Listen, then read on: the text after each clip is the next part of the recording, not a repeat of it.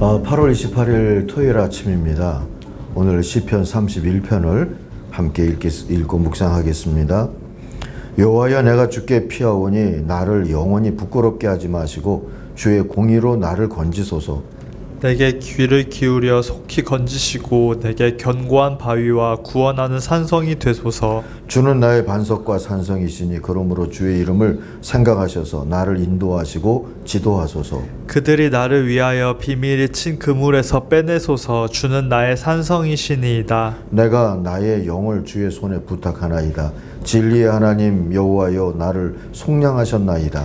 내가 허탄한 거짓을 숭상하는 자들을 미워하고 여호와를 의지하나이다. 내가 주의 인자하심을 기뻐하며 즐거워할 것은 주께서 나의 고난을 보시고 환난 중에 있는 내 영혼을 아셨으며 나를 원수의 수중에 가두지 아니하셨고 내 발을 넓은 곳에 세우셨음이니이다. 여호와여, 내가 고통 중에 있사오니 내게 은혜를 베푸소서. 내가 근심 때문에 눈과 영혼과 몸이 쇠하였나이다. 내 일생을 슬픔으로 보내며 나의 연수를 탄식으로 보내며 내 기력이 나의 죄악 때문에 약하여지며 나의 뼈가 쇠하도소이다.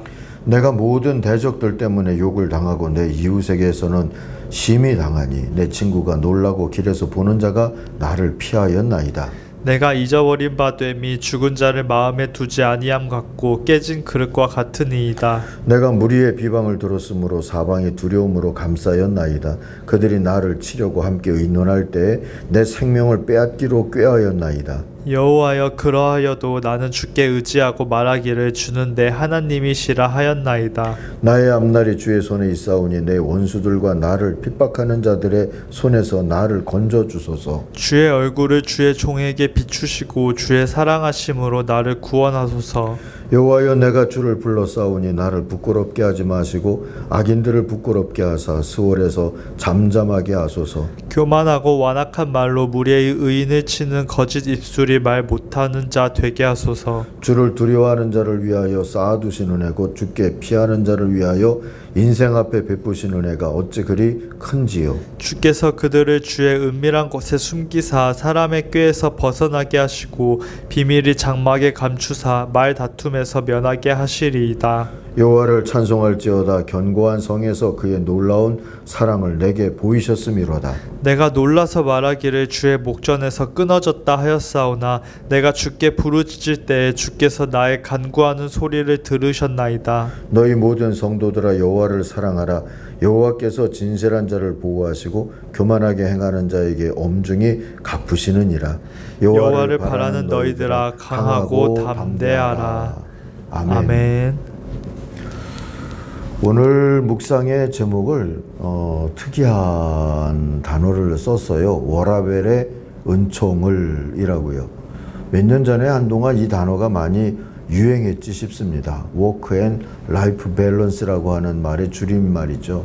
일과 삶의 균형이 잡혀야 그게 복이다, 뭐 이런 뜻일 겁니다. 아무 일 없이 살 때는 그냥 사는 대로 우리가 사는 거죠. 세상이 시키는 대로 계획을 세우고 앞날을 준비하며 바쁘게 움직입니다. 멈춰 쉬는 시간이 필요하다는 것을 모르지 않지만 일부러 속도를 늦춰 걸음을 멈출 만큼 여유를 지니고 사는 사람은 많지 않습니다.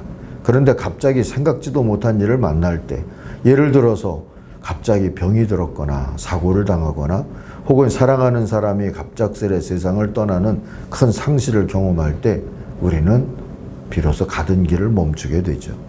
멈출 수밖에 없기도 하고요. 그리고 비로소 지난 인생을 되돌아볼 시간을 갖게 되곤 합니다. 저는 살면서 응급실이라는 데를 한번 실려가 본 적이 있어요. 신장의 돌 때문에 그렇게 됐습니다. 1시간 조금 더 되게 진통제를 맞고 누워있는 동안에 옆 병상이 하나하나 채워지는 것을 보았던 기억이 있습니다. 등굣길에 교통사고를 만나서 들어오는 중학생, 제 발로 걸어 들어와서 가족들 불러들이는 할아버지, 나 쓰러질 것 같다 그러시면서요. 이상 징후는 별로 없다는데도 자신은 아픈 거라며 누워있는 어떤 아주머니, 나와 같은 증세로 들어오셔서 자꾸 토해대는 아저씨, 이게 진통제 맞기 전엔 그렇거든요. 또 택시를 타고 가던 가던 택시에 타고 가던 오토바이가 부딪혀서 공중을 날아서 떨어졌다는 경찰관. 들여다보고 그분들을 이렇게 보면서 하나님께도 어느 날 이렇게 가게 되지 않겠나 하는 생각이 들더라고요. 갑자기 생각이 단순해지는 경험을 했습니다. 그날 아침 우리 어르신 성도님들 경로 관광을 나가는 날이었거든요. 저 고기 먹으러 가셨던 날인데요. 하여튼 생각할 것이 누워서 많아졌습니다. 그런데 아프니까 그 생각이 복잡해지지 않고 정리가 되더라고요. 뭐 어떤 다른 방법이 없잖아요. 어르신들 나가시는 일도 또 교회 일도 모든 것도 다 그저 하나님께 맡깁니다.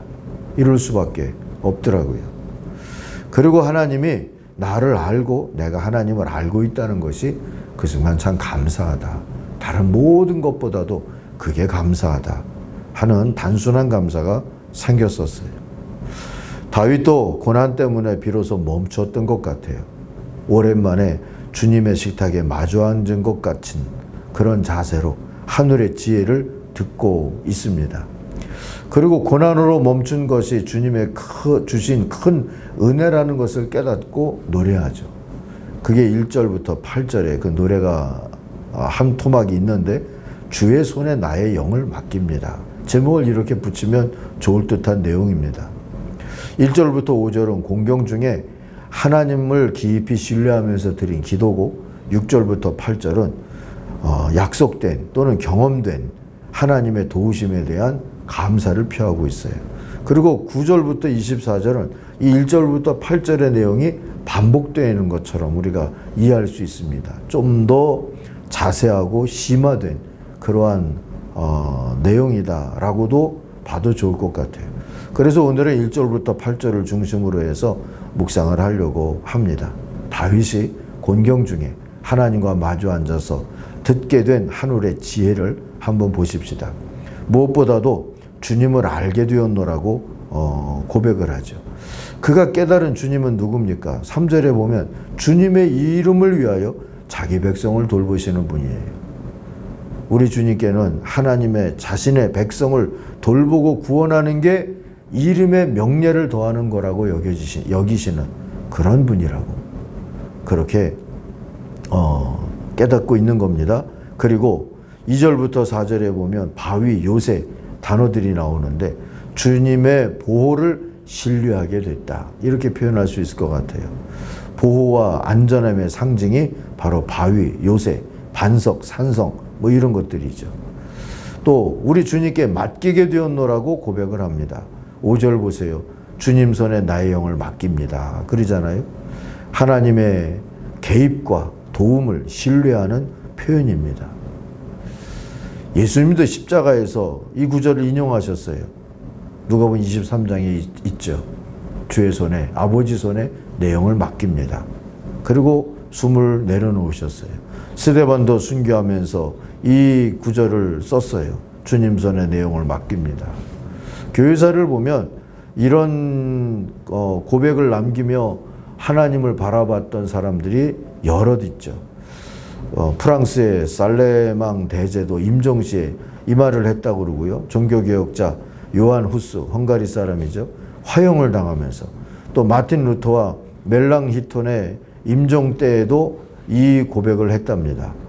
스코틀랜드의 존 위스탈트도 존 낙스에게 종교개혁의 과제를 맡기고 화형당할 때 내 영을 주님의 손에 맡깁니다 하면서 그걸 받아들였다 그러거든요. 주님께 맡긴다는 표현입니다. 우리 주님의 속량의 은총을 의지하게도 됐어요. 내가 주님을 만나서 이 죄 때문에 어떡하지? 이렇게 걱정하기보다 나를 받아주시는구나. 용서하시는구나. 5절에 대놓고 다윗은 이렇게 고백하죠. 속량하여 주실 줄 믿습니다. 그래서 내 영을 주님께 맡깁니다. 이렇게 고백합니다. 또 우리 주님의 인도하심을 찬송하게도 됐다고 고백합니다. 8절에 보면 평탄한 곳에 주님이 나를 세우셨다. 이거는 고난에서부터 벗어난 좀 넓은 곳을 뜻하죠. 7절에 보면 좁은 곳이라는 표현이 나와요. 고난의 표현입니다. 이것에서부터 벗어나서 넓은 곳으로 인도하시는 하나님을 기대하게 됐다는 거예요. 루터가 이 구절을 이해를 하면서 고난이 우리를 짓누르고 슬프게 하는 좁은 곳이듯이 하나님의 도우심은 우리를 자유롭고 기쁘게 하는 넓은 곳이다. 이렇게 주석을 달아주었어요. 어쩌면 아픔과 고난 안에서 워라벨로 인도하시는 섭리를 지금 다윗은 깨달으면서 노래하고 있는 겁니다. 그래서 기도 제목도 달라졌어요. 깊어졌어요. 16절에 가서 보면 성공과 승리를 구하는 기도 대신에 주님의 환한 얼굴과 한결같은 사랑을 구하는 기도로 기도 제목을 바꾸고 있잖아요. 평안은 그렇게 찾아왔어요. 고난도 아픔도 물러가지 않았어도 걸음을 멈추고 하나님과 대면해서 다 맡기고 나니까, 나의 영혼까지 맡기고 나니까, 그리고 기도 제목이 바뀌고 나니까 넓은 곳을 경험하게 됐어요. 그게 워라벨의 은혜가 아닐까, 그런 깨달음을 갖게 됩니다. 사랑하는 아침 가족 여러분, 늘 달리는 일만 생각하는 우리도 고장이나 나야 비로소 멈추곤 하지 않습니까? 놀라운 은총을 찬양할 때도 있지만 그마저도 속도감을 즐길 때 그러는 것 같아요. 남들보다 빠를 때, 높아졌을 때, 잘 됐을 때, 크게 뭐가 성공했을 때, 그럴 때 말이죠. 이젠 그런 거 말고요. 좀 종종 자발적으로 멈춰서서 주님의 식탁에서 위로와 교훈과 쉼을 얻고 인생의 목표도 점검하면서 살아간다면 훨씬 더 품이 있는 워라벨의 인생 여정이 되지 않을까 싶습니다. 오늘 이 시가, 이 기도가, 또 이 찬송이 우리들의 쉼표를 경험할 수 있는 그런 삶에 도움이 될 수 있기를 바랍니다. 쉼표의 은총, 워라벨의 은총을 노래하면서 살아갈 수 있는 여러분들의 삶이 되기를 간절히 바랍니다. 기도하겠습니다. 하나님 아버지, 달릴 때뿐만 아니라 멈출 때에도, 아니 일부러라도 멈추어서 주님의 지혜를 드리며 은혜입니다, 다 맡기겠습니다 하면서 살 줄 아는 하나님의 사람들이 되게 하여 주옵소서. 오늘도 이 아침부터 지친 마음과 영혼을 가지고 있는 아침 가족들이 있다면 주여 다시 한번 다윗이 경험했던 쉼의 은혜를 베풀어 주시고 주의 자비로 품어 주시옵소서. 예수님의 이름으로 기도하옵나이다. 아멘. 하늘에 계신 우리 아버지, 아버지의 이름을 거룩하게 하시며 아버지의 나라가 오게 하시며 아버지의 뜻이 하늘에서와 같이 땅에서도 이루어지게 하소서. 오늘 우리에게 일용할 양식을 주시고 우리가 우리에게 잘못한 사람을 용서하여 준 것 같이 우리 죄를 용서하여 주시고 우리를 시험에 빠지지 않게 하시고 악에서 구하소서. 나라와 권능과 영광이 영원히 아버지의 것입니다. 아멘. 같이 기도하겠습니다.